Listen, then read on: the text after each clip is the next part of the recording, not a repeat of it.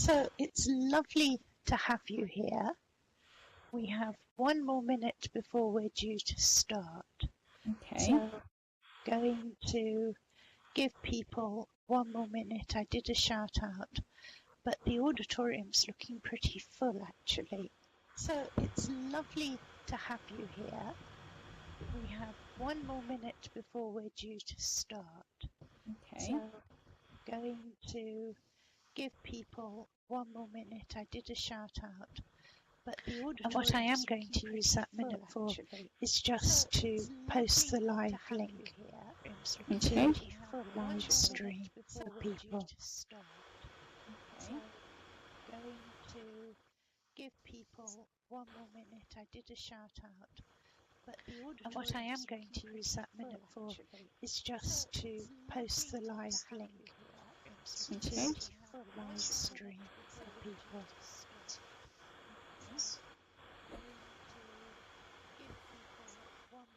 I did a shout out, but and what I am going to use that minute for is just to post the live link. Okay. Live stream for people. Isn't technology wonderful sometimes?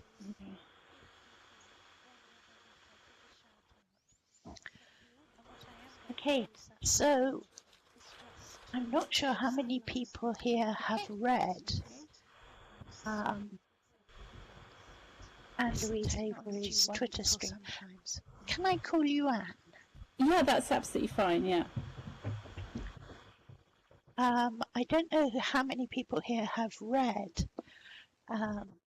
Anne's Twitter stream or her book, Reynard the Fox Retold. Can you shout out if you have? Wave? Or is this all going to be totally new to you?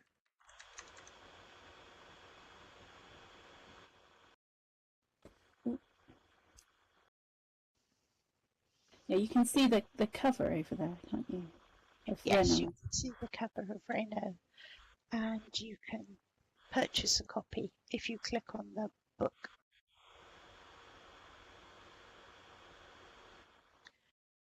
And I just want to remind everyone before we start properly that this is a Relay for Life event for Fantasy Fair, and there is a kiosk to the left of the stage. If you wish to make a donation, you can click on that at any point. So let's start off with your Tales of Old Fox. Yeah. Because that's how I first came across you. Right. I didn't see you in Blackwell's Winter, where you had, I believe, a fantastic display. Yes. That was quite unfortunate actually, because I published Reynard in the middle of the pandemic. Yeah. So I had this amazing sort of windows, not only in Blackwell's in Oxford, but in Edinburgh as well, and in Cambridge. But we were in a lockdown at the time, so it was like a dream for an author. But I couldn't even go into the shops. Oh, that was really frustrating. Yeah. But you've also set up a Twitter account. When did you first start telling the Old Fox tales on Twitter? Well, it was when I was writing Reynard the Fox, and I was sitting in this very old library in the Bodleian in Oxford, and I was writing this very academic section of Reynard, and I suddenly got this image of this old fox who was walking to his corner shop in his village and buying some oranges. And it felt a bit like, I'm not saying I'm like Tolkien, but it felt a bit like when Tolkien said that he suddenly got this idea for the Hobbit in a hole. Yes. There was a Hobbit in a hole, and it suddenly came to him. It was like that. It was like this fully formed character suddenly emerged out of nowhere when I was sitting in the Bodleian. And I just started writing this Twitter story. I thought, I'll just put it on Twitter. I've got to get this out somehow. And then I just started writing them sort of pretty much every day, and all these other characters started to come in. And this was 2019. I think it was maybe September or something, 2019, or maybe a bit earlier. And it sort of began in a way as a counterpoint to writing Reynard. So I'd be in the Bodleian for hours. I'd be reading sort of 12th, 13th, 14th century manuscripts, and then I'd write these modern tales on Twitter that were very light in comparison. But then when everything changed in 2020, when the pandemic started up, it sort of felt like it hit this world of Old Fox, this village where Old Fox and his friends lived. So it became a way of sort of coping with the pandemic and a way to talk about it. And it sort of seeped in from the real world into Old Fox's world, even though Old Fox is set in the late 1920s, early 30s.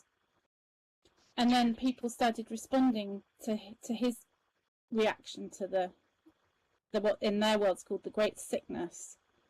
And I think it was comforting. It was comforting to sort of me, and I think it was comforting to other people as well. Yes, I can see that. And it's gone on affecting people, of course, that you sometimes have references to it still. Yes, I mean, in his world, it's sort of lingering like it is in our world. And in his world, because it's set in the late 20s, early 30s, they still have a very close memory of the Great Flu epidemic as well. And yes. Some of the characters have lost loved ones in that and as well. So that's sort of a double thing hanging over their world. I love your human character as the Doctor. Yes. Who's been so affected by all the death and tragedy that he's seen. Yes. So he was in the First World War, and he had a very traumatic experience there. He goes to the First World War, he's a medical student. He's just finished his medical training, so he's working in field hospitals in the war and sees terrible things, men his age dying in most horrible ways, and he's profoundly traumatized by all of it. So when he comes back to England, he eventually decides to move out from London and move to the countryside, to Dorset, to sort of have a bit of a rest from it, from the sort of busyness of the city and everything, which he can't really cope with because he's still suffering from, post-traumatic trauma. Shell shock. Yeah, so he's really suffering from it, and so he's sort of arranged quite a quiet life for himself in Old Fox's village, and he becomes very good friends with Old Fox and with the other character, one of the other main characters, Wolf. Yes. Who he himself is sort of suffering from a lot of different problems, and they bond in a very deep way because they don't need to talk about anything, they just understand each other. Yeah. I love the way your human and your animal characters blend. They strike up friendships, they support each other. Yeah. And yet the animals remain animals. Yes. I mean, that's very important in the story. Like, Wolf still, for example, goes for a nice run around the garden and a roll in the grass. Yes. But then he can go back to his bedroom and read Dostoevsky and have an egg sandwich. Yes. But they still have their sort of essential qualities of Fox and Wolf and Pine Marten and Ermine and Sea Otter. But there's a sort of seamlessness between them and the humans, as though, I mean, it's sort of like an alternative world, a sort of secondary world where this happens. But in it, the birds are slightly different. They're slightly separated from humans and animals, and they have their own language, which both animals and humans would have to learn to be able to speak to them properly. So there is a sort of distinction there. Why did you choose to do that? That's really interesting. Why it just happens, yeah. it's almost like I check in with them all and they tell me what to do, really. It's quite a mystical way of writing. I haven't really experienced it quite like this before. But my mother was a writer, was a novelist, and she used to tell me about how, you know, she'd plan her novel and she'd plan for one character to do something, and this is what this, you know, woman would do. And then she said halfway through the character would say, no, I'm not doing that.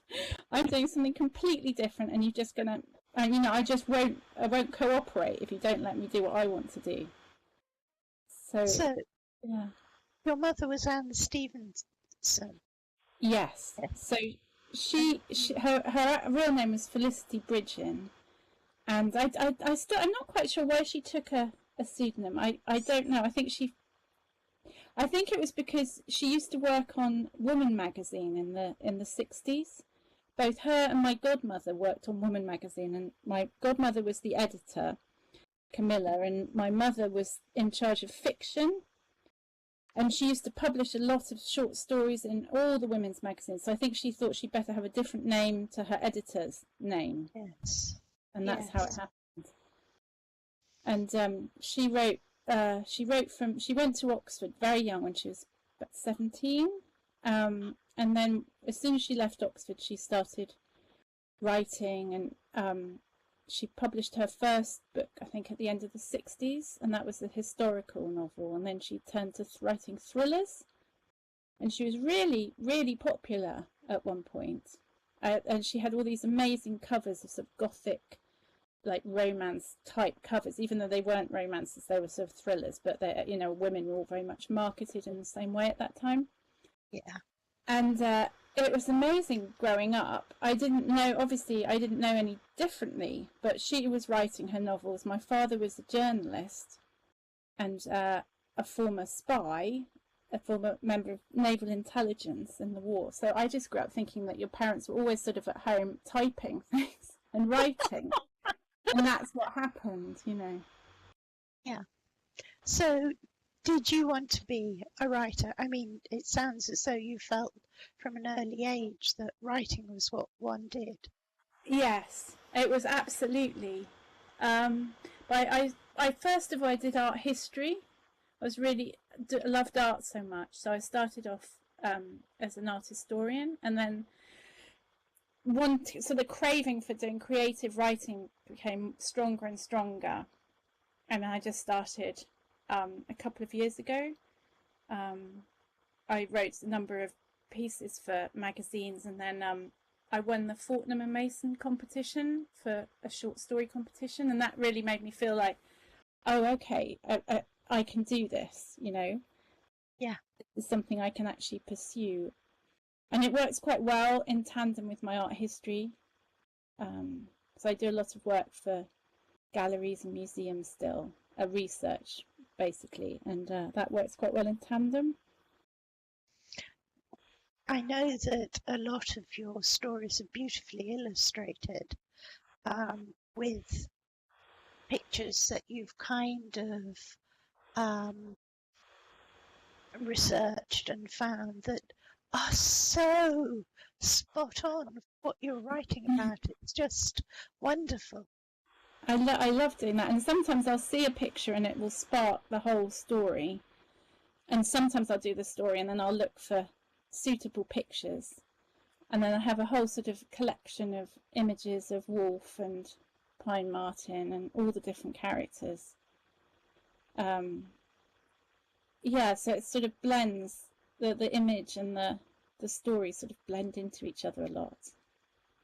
And I think with Twitter's always been actually, even though we think of Instagram as being the visual, you know, social media site, I think Twitter is actually really visual too. Yeah. Much more than we realise sometimes, I think. Has it been a problem for you, the way that there's been various rows about Twitter? Because you have quite a following, don't you? Yeah, I really, I mean, I sort of thought about leaving, as everyone did. And then I thought, no, actually, I'd rather have all my stories and my world and what I think still there, and still sort of, I think there's many good people, and interesting people and people that, try to be moral and kind. Or if they're on Twitter, then it makes a difference. Otherwise, it's going to be this huge place that's just overrun with Nazis and horrible, horrible people. So I thought, well, I'll stay and try and do some good, maybe, with my stories. Yeah, so I just staying for the moment anyway, definitely. And it's very easy to find Anne-Louise on Twitter because it's just, let me quickly type this.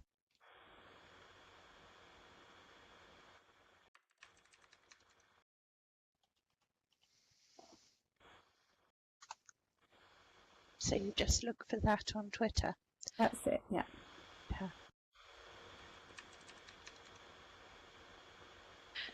So you also have well, I call it Patreon, but it's Patreon.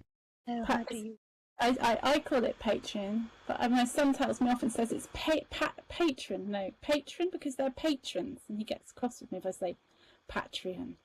So I don't. Yeah, but I have quite a bit, really lovely Patreon, which is such a nice community. And I try and post, every day if I can on it. And that, of course, is where you post a lot of your recipes. Yes. So a lot of the stories have food in them, and there's obviously not enough room to put recipes on Twitter. So Patreon's where I put long recipes and also much longer stories a lot of the time. And if I write for anywhere else, like for example, the perfume company Penhaligon's asked me to write a short story last October for Halloween, so I put that onto Twitter as well, and sort of any longer pieces. But the recipes are a really important part of the world. Yes. And in Reynard the Fox as well, I put a lot of food, and I love writing about food. So I'm actually working on a book of Old Fox at the moment, and that will be full of recipes all the way through the year. It's like a seasonal structure to the book, so there'll be recipes for every single month. I think I was completely seduced, and I'm still determined I'm going to make it. You had that recipe for pea soup that was like an 18th century recipe. Yes. I mean, a lot of the recipes are really quite old. So one of the things behind the book, the sort of purposes of the book, is to have a selection of really old English recipes, and they won't be exactly as they were written down, sort of in the 1700s or 1600s, whatever. So they'll be old foxified, and and have my own twist on them. But I spend a lot of time. I mean, I collect old cookbooks, especially Edwardian and Victorian cookbooks, and I spend a lot of time going through those and adapting recipes from those. And I'm really interested in all the sort of, the cakes in particular, and sort of tea time treats from Victorian and Edwardian times, and also seasonal cakes and seasonal food. I'm really interested in that. So, for example, Simnel cake, which is not just an Easter cake. It used to be eaten at Mothering Sunday. Was it? I never knew that. So that was very much associated with mothers, not Easter particularly. So that sort of thing, and that will be in the book as well. Excellent. Good Simnel recipe is always worth having. So, tell us about Reynard the Fox. How did you come to write it? Well, that was interesting because I was curating an exhibition with some academic friends at the Bodleian, and we were talking about what books we would have accompanying the exhibition. The exhibition was about medieval links between Holland, between the Low Countries and England. So it was medieval sort of literary culture in Holland and England, and the sort of ties between the two places. And we thought, well, we definitely want to have a catalogue of the exhibition. And then I thought, why not a redoing of Reynard the Fox? So that's how it began. And then originally it was going to be only about 100 pages. And as I started writing it, I realised, oh my God, this is like an epic task.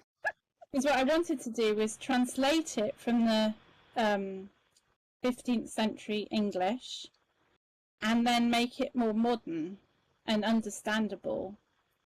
But also add in the places that had been lost a bit through the versions that from the sort of 15th century onwards, because the original tale was set in Flanders, sort of just by Ghent, between Ghent and Antwerp, and it was very, very connected to the land there, which that part of Flanders in Belgium is called the Waasland, which means it means kind of like the obscure land, or the edge land, or the kind of marsh land. And that's where Reynard was kind of conceived of. His story is originally written by a monk living in an abbey there, and so all his sort of tales are absolutely tied to that landscape. So I went to Flanders, and I spent quite a lot of time looking for all the places he was associated with, and then I wrote it after that, so I put all of that in. So it was a really massive book in the end, and my publishers were kind of slightly aghast, and they were expecting about, I don't know, 70,000 words, and they got about 120,000 words. Yes. And then we had to cut it down a bit, but it became quite a big book. But it's absolutely fascinating, and you give the whole history of how the Reynard legends have developed. I love the bits about Caxton, how William Caxton used Reynard as kind of a bestseller to help his printing business take off. Exactly, yeah, it's so interesting. So he was born in Kent, and then he went over to Bruges, and he became worked in textiles and became, very much a man to be reckoned with in Bruges. And he learnt Dutch, so he was fluent in Dutch, and actually he ended up being more fluent in Dutch than in English, because when he came back to England he suddenly was forgetting all the English words. Anyway, when he was in the Low Countries, he heard about this incredible machinery that was being developed by Gutenberg, and he thought, hang on, this is amazing, this is the most incredible technology, this could make me a fortune. So he found out about how to use movable type, and he went back to England. We published one book in Ghent, actually, which is the first English book that was ever published. It was actually not published in England, it was published in the Low Countries. And then he went back to England, set up a shop near Westminster Abbey, and he thought, well, what is going to sell? So he thought, well, I know, King Arthur, that'll sell. So he did King Arthur, and he thought, I know, Reynard the Fox, that is so popular in Europe, that's going to, and Chaucer had already done it as well. I'd already used Reynard in one of his stories, so he thought, yeah, I'm going to use Reynard the Fox. Yeah, it's the Nun's Priest Tale, isn't it, with Chanticleer? Yeah, that's right. Yeah. So he printed a first run, and it sold out, and it kept selling out, and it became one of the most popular books ever in the English language. And there were just hundreds and hundreds of reprints, and everyone at that time in the 15th century was just exhausted by civil war and kings changing and instability, and they just wanted something that would make them laugh, and they also wanted something that would enable them to feel like they could get one over on the government and over authority, and that was Reynard. Reynard was a trickster. He, through just his ability to talk, he could outwit anyone, the king, the queen, anyone. And that was something that was very popular then, as is now. And then, so Reynard carried on being popular, but then slowly sort of faded away in the kind of beginning of the 19th century. But at the Great Exhibition in London in the 1850s, there was this incredible taxidermy exhibit which depicted Reynard in all his different sort of guises, and it was the most popular exhibit in the Great Exhibition. And Queen Victoria went, and she said that was her favourite thing she saw. Wow. So suddenly, after she said that, the advertising for Reynard suddenly went through the roof, and everyone was interested in Reynard, and everyone started buying Goethe, the German writer Goethe's version of Reynard. And Dickens sent a sort of summary of Reynard to all his friends and said, "You must read this, it's fascinating, it's so funny." And so there was this, rejuvenation of Reynard then. And then he sort of faded away again, and then came back to life in film, really, in the 20th century. Yes. With sort of animated films, including Disney's Robin Hood, which was basically going to be Reynard the Fox, until Disney felt that actually he was too anarchic and too sort of, wildly kind of Marxist to really have in a children's film. Yeah. So they just reused all the images for Robin Hood. That's something about your tales, isn't it? I mean, they're not. The Disney was kind of reduced Reynard to being a children's character. Yeah. Your tales, you've certainly pulled things back to the adult version, both with Reynard and your tales. Yes. I mean, I think children can enjoy them. And my son, who's 12, he quite likes some of the old Fox ones. But yeah, they're really adult tales, I think. They deal with sort of complex issues that kind of are beyond childhood in many ways. Although I think children can enjoy them.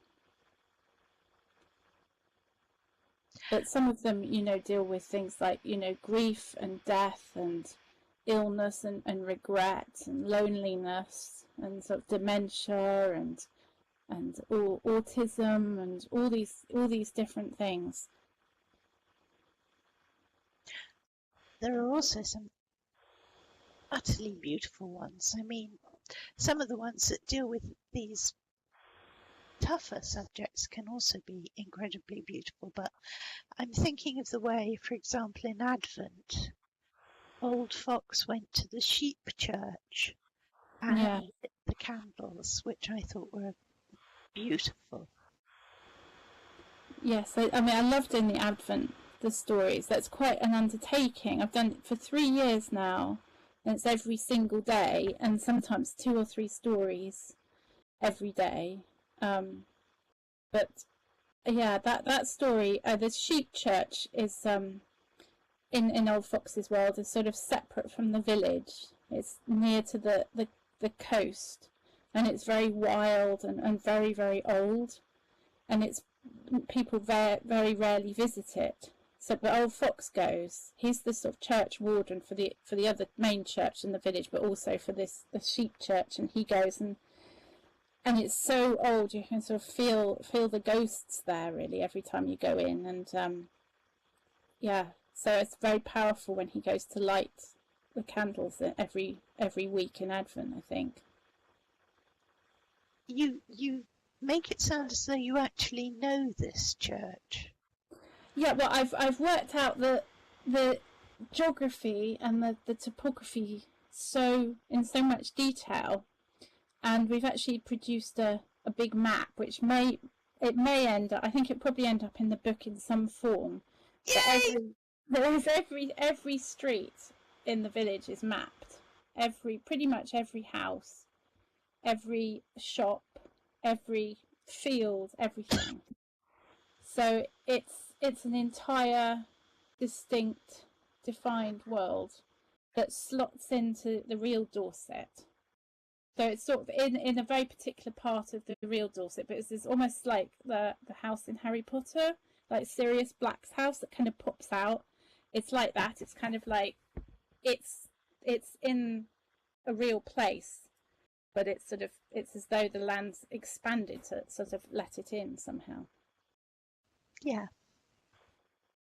Yeah, this sounds so you've got to include that map. I'm sorry. Yeah. I think well, I've sent it to the publishers, and I think they're working out how to do it. So it's quite big.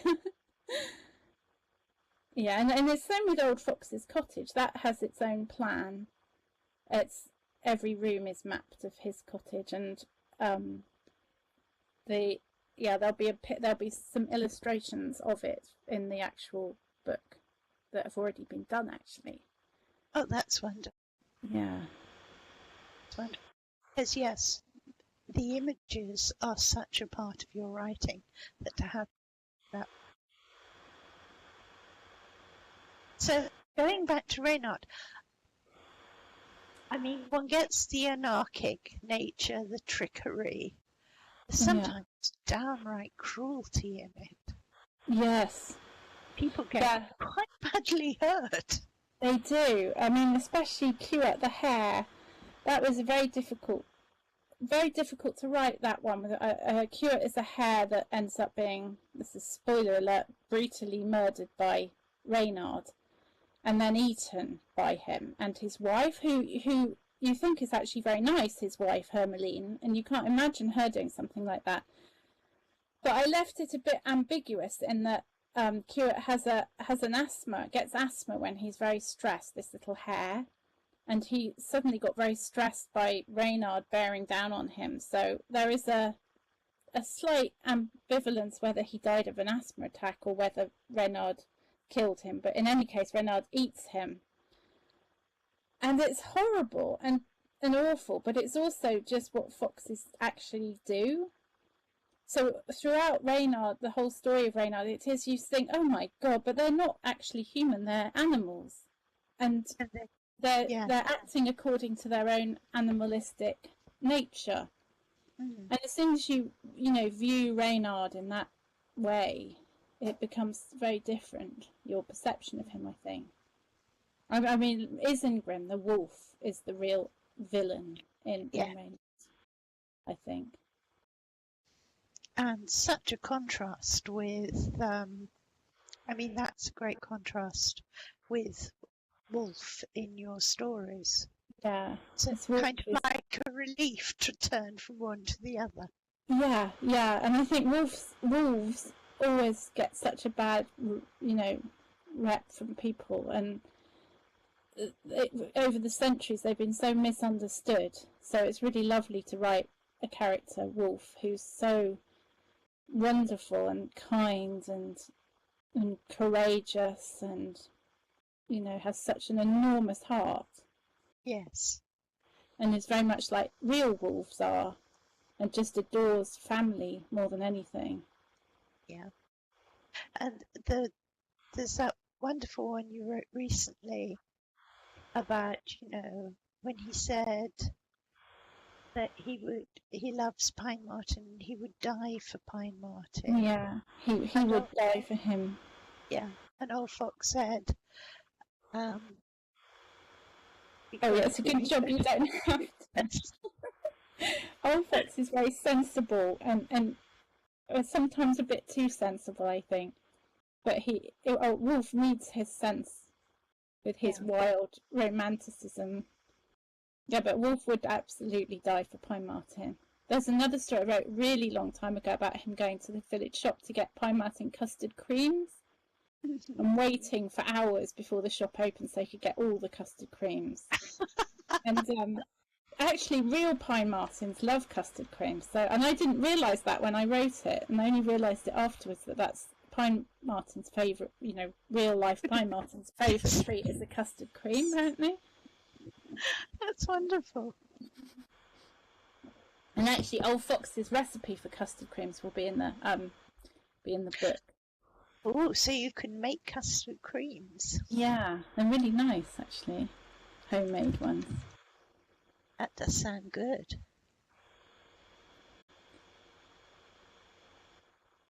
So you also extend these stories abroad. That's what I was wanting to ask you. Did you actually go over to Flanders when you were writing? Yeah, so I went to Flanders. I'd been there before a number of years ago, but I went back, and I stayed in Ghent, and I visited all the different places. I walked, some of the routes that Reynard would have walked, or that his author Willem would have walked. I went to visit the rather spooky ruins of the abbey where the first writer of Reynard lived. And in the story as well, there's a tale, a sort of tall tale, when Reynard tells the king that he's buried lots of treasure in this wood by a lake.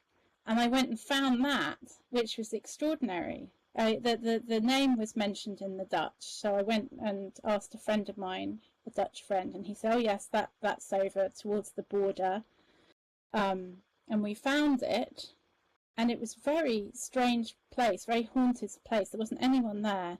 And it was right next to the Dutch-Belgian border, next to this place where, in, I think, the First World War, lots of people were killed trying to move from border to border in the Second World War too. A very spooky place, but it was very important to find all these sites. And I don't think I've written it without that research trip. Did you find the castle? Yes, so that's quite well known. So that's in Ghent.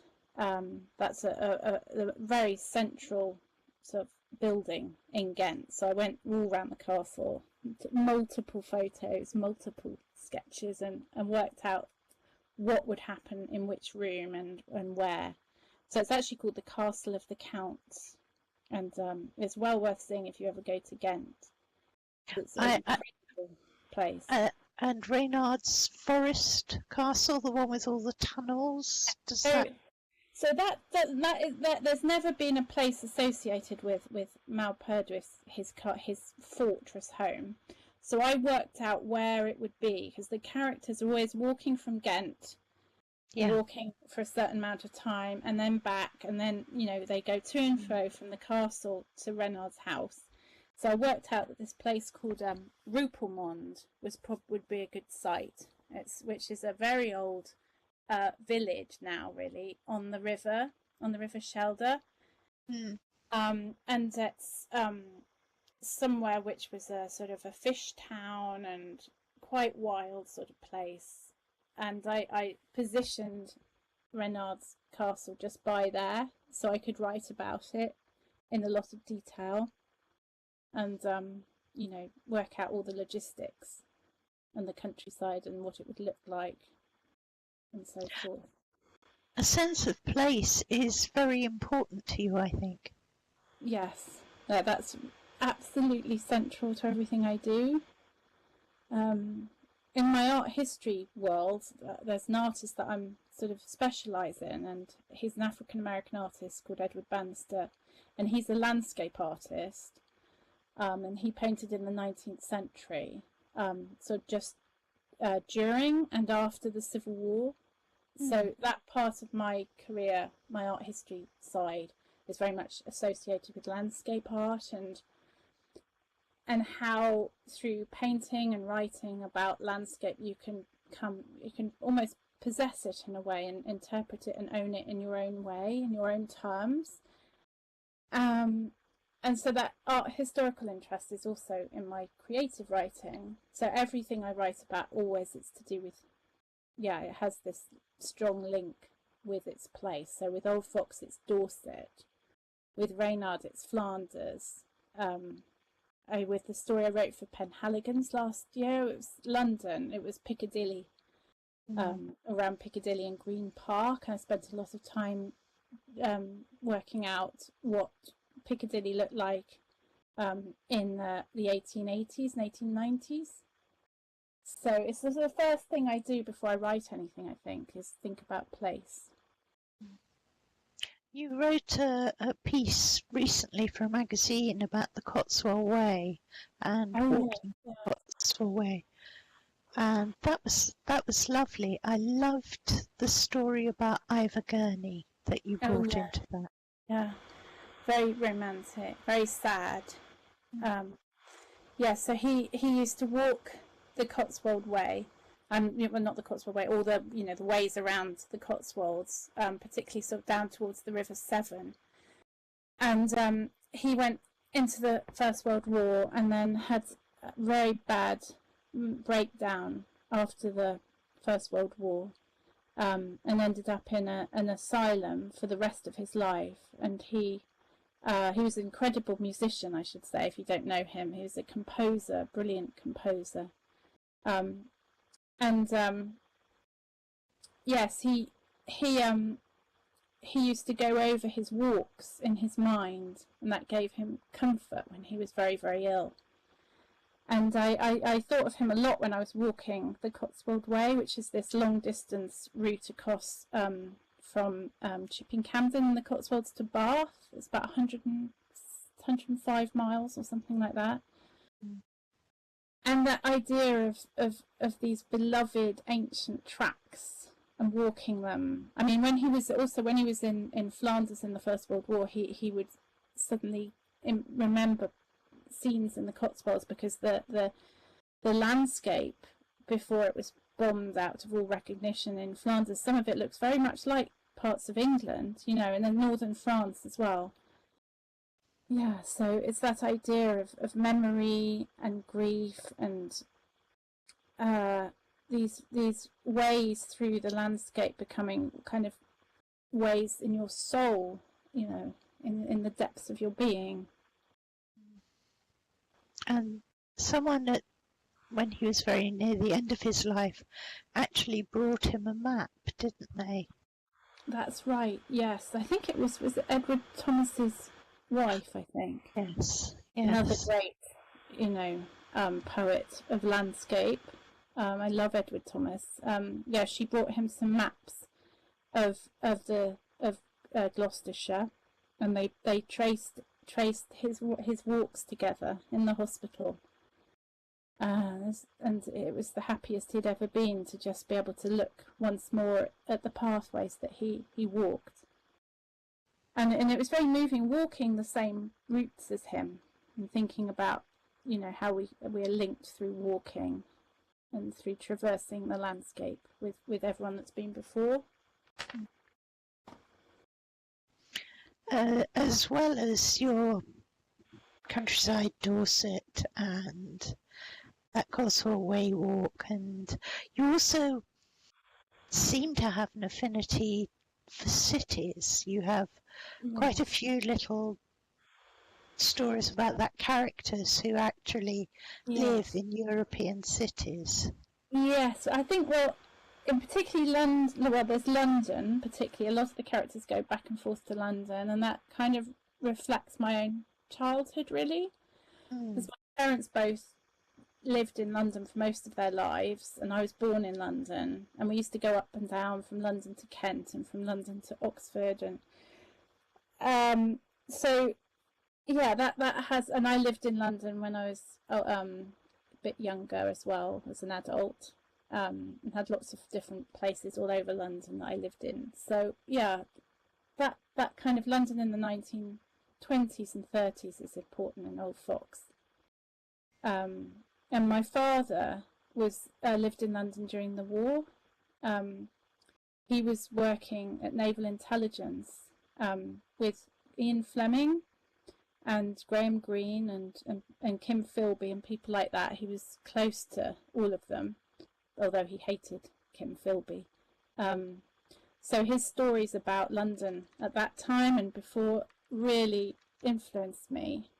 And then the other sort of cities of sort of Vienna and Budapest and Lisbon, they're all cities that mean something to me. Like, my family is very spread out. My mother had 3 sisters, and they all left. 2 of them left England and had massive families abroad. So I've got family in Lisbon, in Brazil, in Switzerland, in Sweden. It's sort of spread. We have sort of a pan-European family. So that's really important to my stories, this sense of sort of Europeanness within the Old Fox in particular. And also, so it's not a homogenous village of just people that have lived there forever. A lot of the village in Old Fox, a lot of people are immigrants or refugees. Yes. And that's very important to the story. Like Babsia. Yes. So she comes over. So Pine Martin and his grandmother are from Krakow. And originally he's come over to work in London because he got offered a job translating. And then he ends up at Old Fox's cottage, and he falls very ill with the great sickness, with their COVID, and he's almost dies. And so Old Fox rings up his grandmother and says, look, he's fine, he's going to be fine, don't come over, you don't need to come, he's fine. So of course, being a grandmother, Polish grandmother, she immediately gets on the train and comes over straight away. And she ends up, looking after him, helping him, and then staying for good. So she brings over, the Pine Martin and his grandmother bring over their Polish traditions, their Jewish traditions, and it becomes, this is 10 years or so before the war, but Poland at that time was full of anti-Semitism, and that becomes a great important part of the story as it will be in the book as well. We'll find out a lot more about Pine Martin's background. Can I ask you something about which writers you feel have influenced you? Oh yeah, gosh, there's so many. I think, like, my mother is one of them, of course. And when I was little, she used to make up stories for me. And she'd say, what do you want me to tell you about? And I'd say something like a polar bear or something, and she'd make up an entire amazing story. And then her books as well, I used to love reading them when I was a bit older. I really, really love Dickens as well. I love the fact that Dickens has so many characters and so much depth and so much humanity and such a kind of richness of people and place and different parts of London, and his sort of stories have kind of kept me going through so many parts of my life, I think. I remember when my mother was really ill in hospital, reading the whole of I think it was the Old Curiosity Shop. Yes. And I absolutely loved the Old Curiosity Shop, and there's a whole section in it when Nell and her grandfather are walking through the sort of industrial heartlands. And oh yes. There's smoke and factories and darkness and back gardens, and I don't know, it's so powerful. And I just remember reading that and thought, I can't believe how he's written this. This is so incredibly moving and so incredibly drawn, So Dickens, definitely. And I remember going to see his house ages ago in Doughty Street in London, where my father actually lived next door to him, not at the same time, but when he was younger, he actually had lived in the house next to Dickens's house. Anyway, yeah, so I went into Dickens's house, and it was on a sort of off. There weren't any school trips or anything there. And at one point, I was in his study, and it was empty. And I just sat down at his desk just for a moment, and it was such a moving feeling to just sit there and imagine him there writing furiously the way he wrote. That he's so worried about running out of money that he just wrote so quickly, and just thinking about that was very moving. I remember a story about him that when he was writing David Copperfield, he had this habit of writing for 2 weeks and then doing other things in the other 2 weeks, which might be different kinds of writing, because he kept editing magazines.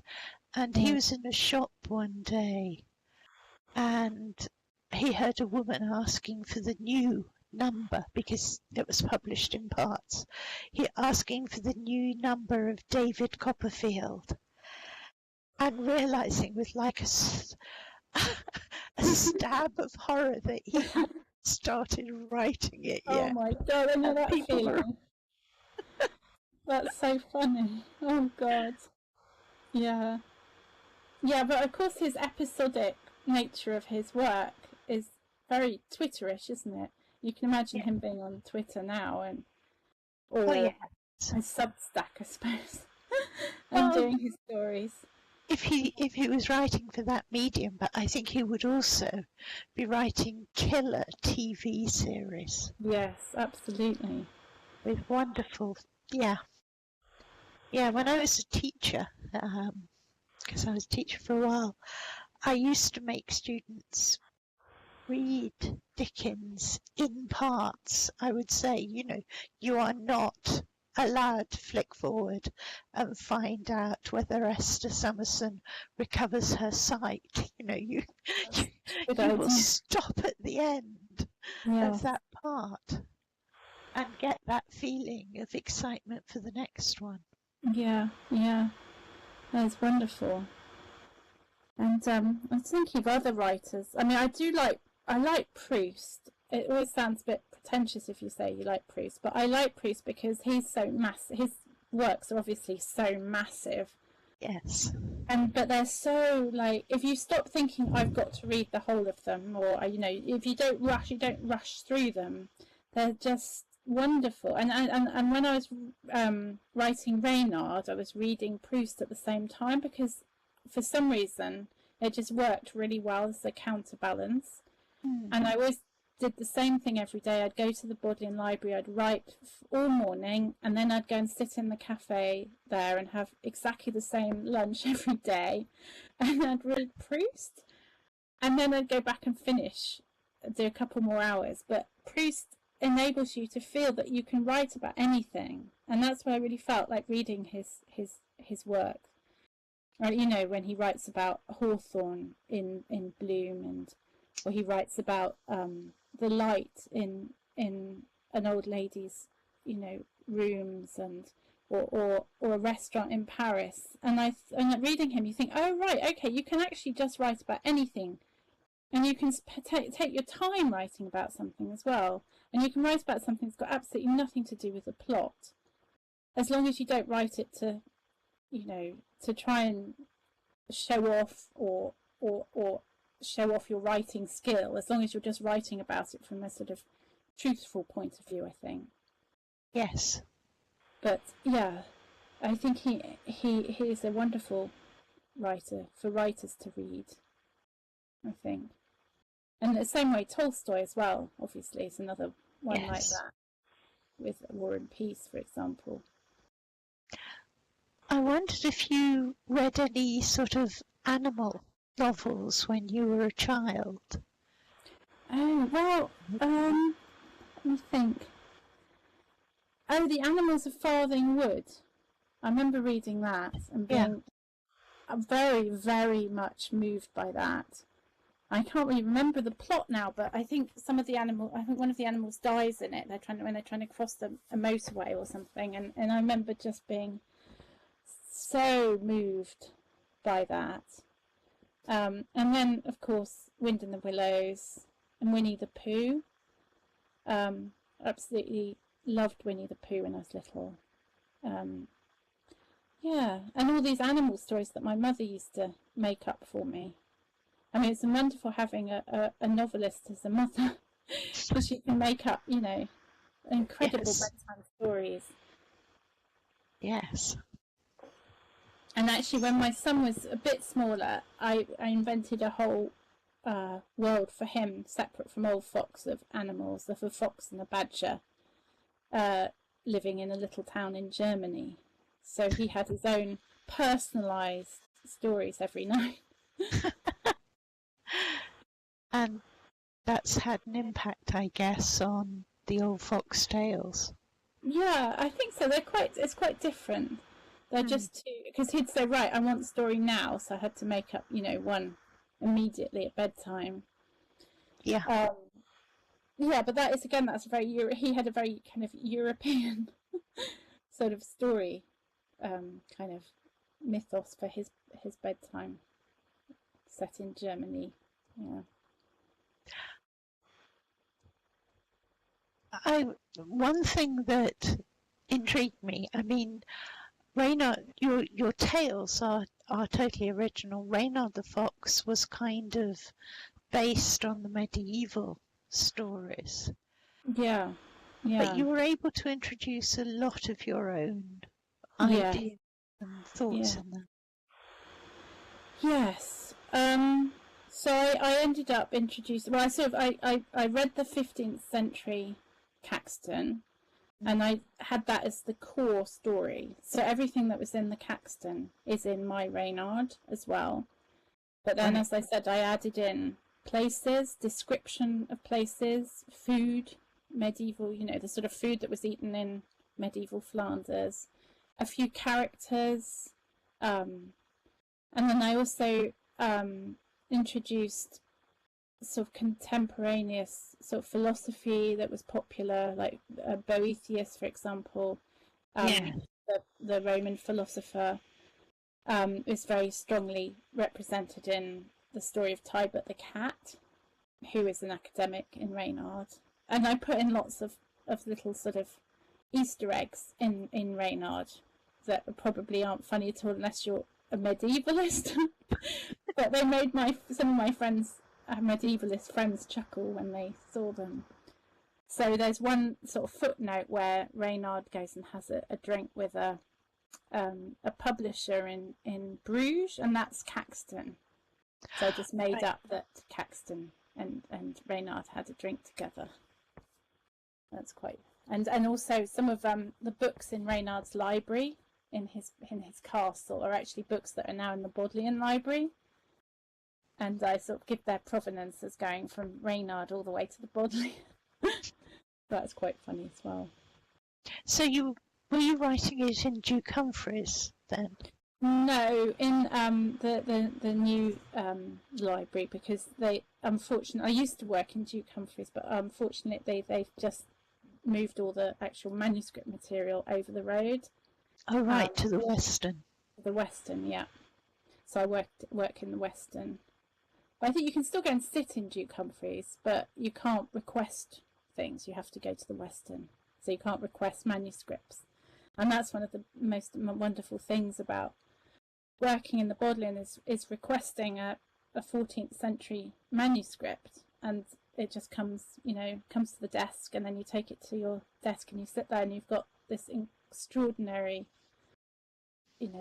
manuscript that was written in the 1310s or something. It's incredible. And I worked from a copy of Caxton's book that was extraordinary, was owned by Robert Burton, the Anatomy of Melancholy. Yes, it was owned by him, and it had his initials in the front, and then he'd marked the funny bits in it. So there was like a marginalia where he'd sort of done a little kind of like star or something in the funny parts. So that was really interesting, because obviously his most important work is about how to get out of depression and how to sort of overcome melancholy. So I thought that was quite funny that he was reading Reynard. Yes, who is very comedic indeed. I can tell you a funny story. I wrote most of my undergraduate dissertation in the lower reading room of the Bodleian, right, because I was doing it on a consideration of human relationships in children's literature, with particular reference to the school story. And if ever I'd done a a book from that, it would have been called Beating Some Bosom Friends.